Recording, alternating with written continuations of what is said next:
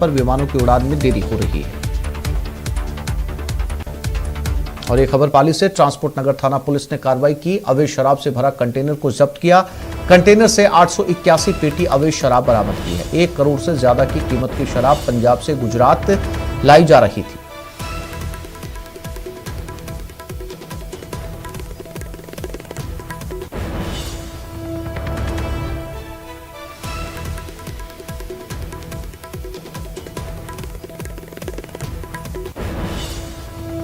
तो ये ट्रांसपोर्ट नगर पाली की घटना है। एक पूरा कंटेनर जो आप इस समय तस्वीरों में देख रहे हैं, ये शराब की पेटियों से भरा हुआ था। 881 पेटी इसमें बरामद की गई है इंग्लिश ब्रांड की, और इसकी कीमत तकरीबन 1 करोड़ रुपए बताई जा रही है। और जानकारी के मुताबिक ये शराब पंजाब से गुजरात ले जाई जा रही थी। चूंकि गुजरात में शराब की बिक्री गैर कानूनी है, इसलिए शराब की तस्करी गुजरात में की जा रही थी।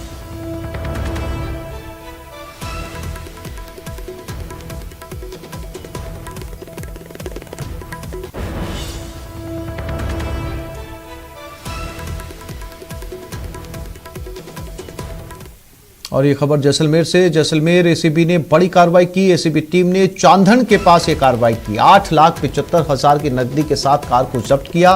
चांदन पोखरण मार्ग पर 3 व्यक्तियों को डिटेन किया गया। पूछताछ में तीनों युवक संतुष्टिजनक जवाब नहीं दे पाए। आरोपी मोहनगढ़ पंचायत समिति दफ्तर में ऑडिट कर रहे। तीनों युवक बताए जा रहे हैं ऑडिट टीम के सदस्य। तो लगभग 9 लाख रुपए के करीब एसीबी ने कार्रवाई करते हुए इन तीनों युवकों को पकड़ा है। इनसे जब पूछा गया कि इतना कैश इनके पास कहां से आया, तो तीनों के पास में फिलहाल किसी तरीके का कोई संतुष्टिजनक जवाब नहीं है।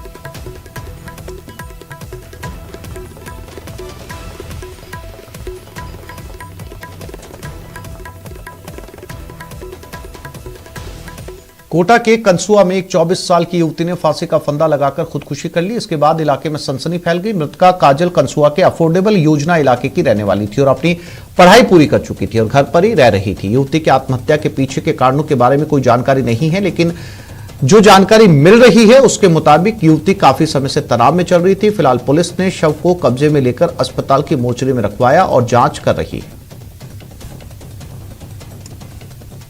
काजल नाम की एक लड़की है जो अफोर्डेबल में रहती है, कंसुआ अफोर्डेबल में रहती है, जिसने फांसी लगा आत्महत्या कर ली। कार्रवाई कारण का कोई खास कारण नहीं बता रहे भाई, तो क्या अकेली थी, गुस्सेल थी थोड़ी सी वो, और कोई कारण। तो युवती पढ़ाई करती होता है, काम भी करती होता है। हाँ, तो ये घर वालों ने उतार के ले गए इसको, पुलिस को कोई सूचना नहीं दी? नहीं, घर वाले उतार के हॉस्पिटल आए थे, या उसको मृत घोषित कर दिया। और ये खबर कोटा से, जहां पुलिस ने अलग अलग इलाके में जुए और सट्टे के खिलाफ कार्रवाई करते हुए 25 आरोपियों को गिरफ्तार किया। आरोपियों के कब्जे से पुलिस ने 21,660 की नकदी सहित जुए और सट्टे की सामग्री बरामद की। बता दें कि कोटा शहर की गुमानपुरा थाना पुलिस ने कार्रवाई करते हुए 8 आरोपियों को गिरफ्तार किया। 4,360 रुपए बरामद किए। तो वहीं पुलिस ने दूसरी कार्रवाई करते हुए 17 आरोपियों को गिरफ्तार किया, जहां से पुलिस ने आरोपियों के कब्जे से 17,300 रुपए बरामद किए। फिलहाल पुलिस पूरे मामले की जांच में जुट गई है।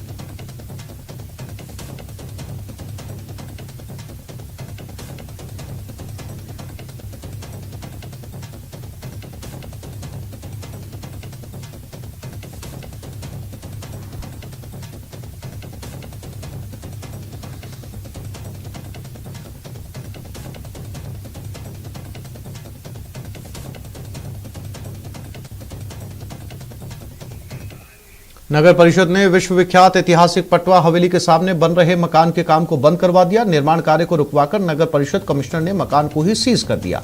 कमिश्नर लजपाल सिंह ने बताया कि पुरातत्व महत्व की ऐतिहासिक पटवा हवेली के सामने नगर परिषद का चौक है। उसके पास एक मकान मालिक सरकारी दीवार को नुकसान पहुंचाते हुए काम कर रहा था। इस दौरान पहले भी उसको काम रुकवाने के लिए कहा गया था, लेकिन लोगों की बार बार शिकायत आ रही थी। शुक्रवार को नगर परिषद दस्ते ने जब मौका मुआयना किया, तब वहां निर्माण कार्य जारी था। पुलिस बल के साथ कमिश्नर नगर परिषद लजपाल सिंह के नेतृत्व में काम को रुकवाकर मकान को सीज किया गया।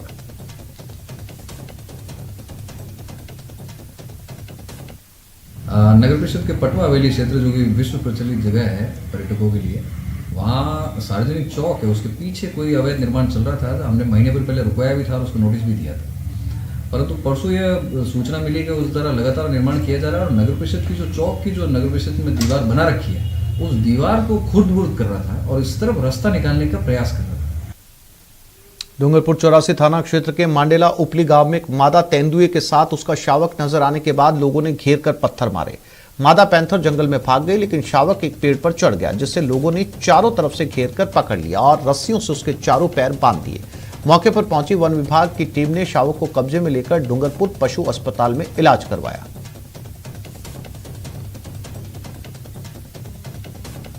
ये तेंदुए का बच्चा है, अपनी मां के साथ गांव में घुस आया था और जब गांव वालों ने इसे पत्थर मारे तो मादा जो थी वो भाग गई, लेकिन ये शावक यहीं पर रह गया और इसके चारों पैर बांधकर गांव वालों ने इसे पकड़ लिया। फिलहाल जो वन विभाग की टीम थी वो मौके पर पहुंची और इसके बाद इसे रेस्क्यू किया गया और साथ ले जाया गया।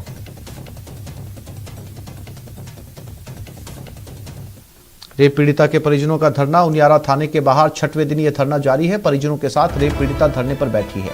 आरोपियों पर कार्रवाई न होने से आक्रोश है। पीड़ित परिजनों ने आत्महत्या की चेतावनी दी है।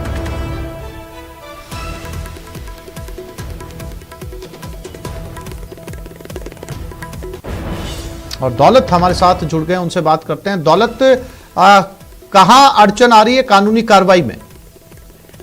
आसिफ, आपको बताना चाहूंगा कि 4 महीने पहले पीड़िता का अपहरण करके गैंगरेप करने का मामला दर्ज हुआ था और लगातार कार्रवाई नहीं होने के बाद अब ये पीड़ित परिवार है वो उनियारा थाने के बाहर धरने पर बैठा। दरअसल सोप थाने में मामला दर्ज हुआ और इसी केस से जुड़े हुए 4 मामले और भी दर्ज करवाए गए हैं। 19 अक्टूबर को मामला दर्ज हुआ था, जिसमें नामजद 13 आरोपियों के खिलाफ मामला दर्ज हुआ और जब सुनवाई नहीं हुई, आरोपियों की गिरफ्तारी नहीं हुई, तो 16 अभी जनवरी से ये पीड़ित परिवार जो है वो उनियारा थाने के बाहर धरने पर बैठा है। 6ठा दिन आज है। लगातार अब भी जब सुनवाई नहीं हुई, पिछले 5 दिनों में किसी पुलिस अधिकारी के द्वारा इन लोगों की सुनवाई नहीं की गई है और जो मामला है वो रेप से जुड़ा हुआ होने के बावजूद भी गिरफ्तारी नहीं होना, ये भी एक बड़ा सवाल है। और इसका पूरे मामले की जो जांच है वो SC/ST सेल टोंक प्रदीप गोयल कर रहे हैं। उनसे जब 4 दिन पहले जब ये धरने पर बैठे थे, उस समय बात हुई थी, उनका कहना था कि अनुसंधान जारी है।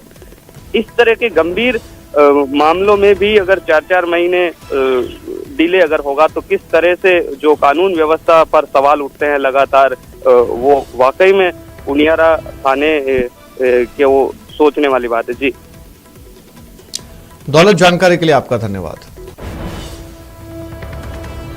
और एक खबर झुंझुनू से, व्यापारी को बदमाशों से फिर धमकी मिली है। सिंघाना के व्यापारी को बदमाशों से धमकी मिली। बदमाशों ने 5 दिन में 20 लाख रुपए देने के लिए कहा है। पुलिस को भी बदमाशों ने खुली चुनौती दी। करीब 1.5 साल पहले भी इसी व्यापारी पर फायरिंग हो चुकी है।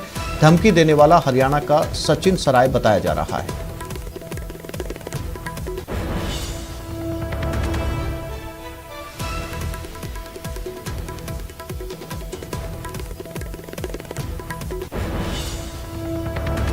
झुंझुनू का ये मामला है और एक व्यापारी को जान से मारने की धमकी मिली है। साथ ही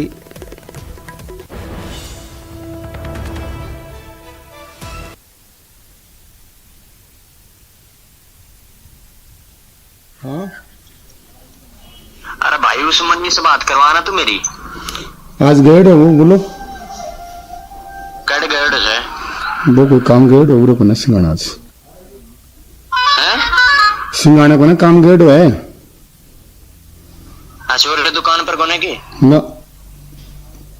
अच्छा और कौन सो रहा है? कौन सो रहा है? तेरे के नाम से? प्रवीण। प्रवीण से?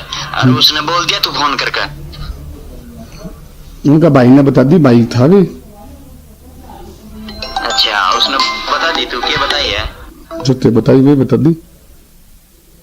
क्या बताई जी मैं तने? ते क्या बताई वे बता दी। हाँ तो मैं तने बोल लिया जो बोल दिया उसने। नियमित से ना उसका 5 दिन में पग ऊपर कर दूंगा है ना। उसका राम नाम सत्य है, नु मान दे, ठीक है ना? अच्छा आगे मत वो पहले तो न्यू खुड़के हुए थे, अब रियल्टी उसके पग ऊपर कर दिए जाएंगे और राम नाम सत्य है उसका 5 दिन बाद में। अगर पेमेंट नहीं दिया तो 20 लाख रुपए, ठीक है ना? अच्छा अच्छा अच्छा और मेरी बात करवा देना उससे, अच्छा। ठीक है? सचिन मैं सरकार पे हूँ हरियाणा से, ठीक से ना? हेलो, हाँ हाँ रंजीत पटन का छोटा भाई हूँ मैं, ठीक है ठीक ठीक है ना? ठीक है। और नोट कर ले, चित्र के नाम से चाहिए प्रशासन ने कह दे मैं पिंडो नहीं छोड़ू बिना रुपया लिया, ठीक है ना? अच्छा अच्छा अच्छा पता नहीं, ठीक। और उसने बोल दिए उसने पिंडा नहीं छोड़ूंगा जब तक 20। ठीक। हाँ, मेरा नाम याद रखना तुम।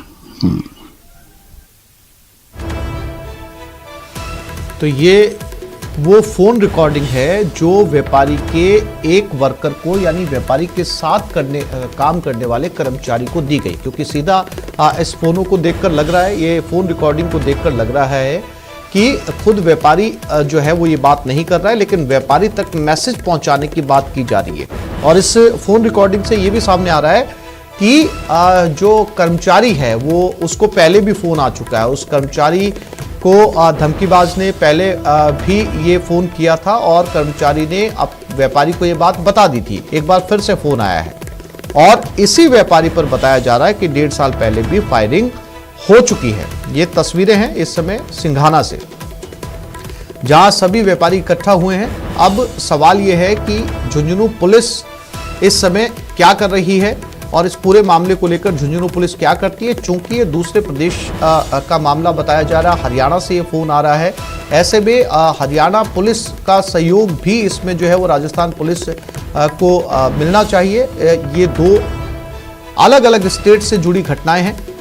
और कृष्ण हमारे साथ जुड़ गए। कृष्ण, इस वक्त इस पूरे मामले को लेकर पुलिस ने क्या किया है, खास तौर पर तब जब इसी व्यापारी पर पहले भी हमला हो चुका है और एक बार फिर से धमकी दी जा रही है? जी आसिफ, मैं आपको बता दूं कि ये जो पूरा मामला है ये सिंघाना के एक व्यापारी है मनीष चौधरी, उनको एक बार फिर से है वो फिरौती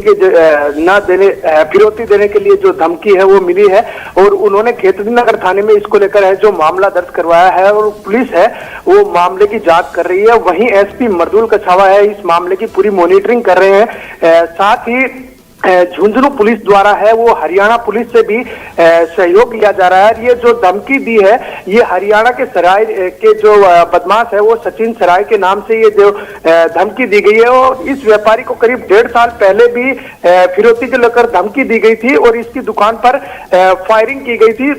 उस फायरिंग की घटना के बाद है पुलिस ने जो उस समय जो फायरिंग करने वाले बदमाश थे लोकेश गुजर उसको गिरफ्तार कर लिया था। अब इस व्यापारी को दोबारा है वो धमकी दी गई है और धमकी देने के बाद व्यापारी द्वारा मामला दर्ज करवाया गया है। मामला दर्ज करने के बाद पुलिस है उसने जांच शुरू कर दी है। जी कृष्ण, जब पहले फायरिंग की गई थी, जब पहले हमला किया गया था, तो क्या ये वही लोग थे जो इस समय धमकी दे रहे हैं? जी, ये अपने आप को उसी गैंग से जुड़ा हुआ बता रहा है, कह रहा है कि मैं जो पहले जिसने बदमाश ने फायरिंग करवाई थी उसी बदमाश का अपने आप को ये जो धमकी देने वाला जो बदमाश है वो भाई बता रहा है और वो उसी गैंग से जुड़ा हुआ अपने आप को बता रहा है। तो पुलिस है वो हर एंगल से इस मामले की जांच कर रही है और साथ ही हरियाणा पुलिस है उससे भी सहयोग लिया जा रहा है कि किस तरह की ये गैंग है, किस तरह की वारदात करने की इस गैंग की फितरत रही है। जी, जानकारी के लिए आपका धन्यवाद। और ये खबर भरतपुर से, कोहरे के चलते हाईवे पर बड़ा हादसा हुआ। कोयले से भरा ट्रक हाईवे पर पलट गया। ट्रक पलटने से चालक घायल हुआ। लोगों ने चालक को अस्पताल पहुंचाया।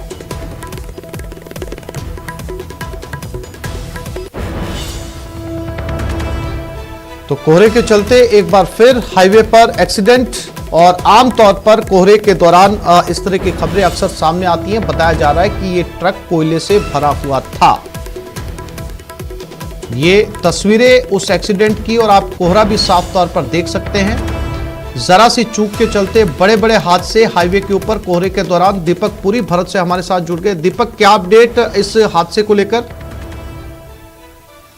जो घना कोहरा है वो छाया रहा और इसके चलते जो दुर्घटना की तस्वीरें हैं वो भी अब अलग अलग निकल करके आ रही हैं। और ये नेशनल हाईवे पर ये दुर्घटना हुई। लुधावई मंदिर है वहां पर नेशनल हाईवे पर सेवर थाना इलाके में, वहां पर ये ट्रक जो है जा रहा था, तभी अचानक कोहरे के कारण 2 ट्रक आपस में भिड़े और ये जो है वो पलट गया। कोयले से भरा हुआ ये ट्रक था और इसमें जो ट्रक चालक था वो गंभीर रूप से घायल है। वहां से जो आसपास के मौजूद लोग वहां मौजूद थे, उन्होंने उसको निकाल करके अस्पताल में भर्ती कराया गया और पुलिस भी वो मौके पर पहुंची है। तेवर थाना पुलिस जो है वो पूरे मामले की अब जांच कर रही है। लेकिन कहीं ना कहीं जो आज घना कोहरा देखने को मिला, उसके चलते कई जगह से जो दुर्घटनाओं की तस्वीरें हैं वो आ रही है कि जिले भर में जो है अलग अलग जगह चाहे दोपहिया वाहन चालक हो चाहे चौपहिया वाहन चालक हो, इस तरह की दुर्घटनाएं जो हुई है, क्योंकि आज जिले भर में सबसे अधिक कोहरा जो था वो देखने को था और विजिबिलिटी इतनी डाउन थी कि कुछ भी दिखाई नहीं दे रहा था। उसी के चलते ये नेशनल हाईवे पर जो दुर्घटना है वो देखने को मिली। दीपक, अक्सर कोहरे के दौरान जो ड्राइवर्स होते हैं हाईवे पर गाड़ियां लेकर चलते हैं वो कई तरह के प्रिकॉशंस लेते हैं, लेकिन देखा यह जाता है कि कोहरा होने के बावजूद लोगों की रफ्तार कम नहीं होती और उसी रफ्तार से चलते हैं। और एक बड़ी वजह यह भी होती है जिसकी वजह से हादसे होते हैं, न केवल खुद की जान जोखिम में डालते हैं बल्कि पीछे जो वाहन आ रहे हैं उनकी जान भी जोखिम में डालते हैं।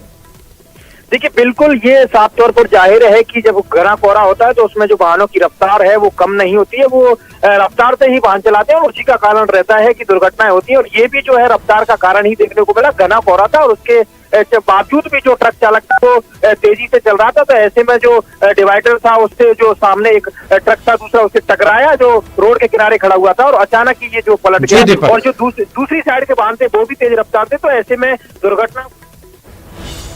जानकारी के लिए आपका धन्यवाद। तो इस बुलेटिन में फिलहाल इतना ही। नमस्कार।